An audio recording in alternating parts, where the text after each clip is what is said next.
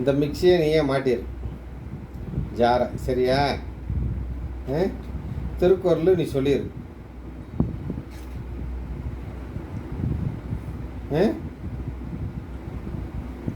அப்பனா நீ நல்ல பையன்.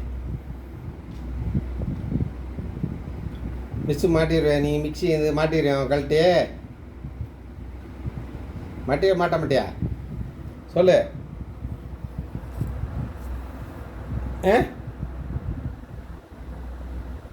எல்லாம் பண்ணிடுவேன்.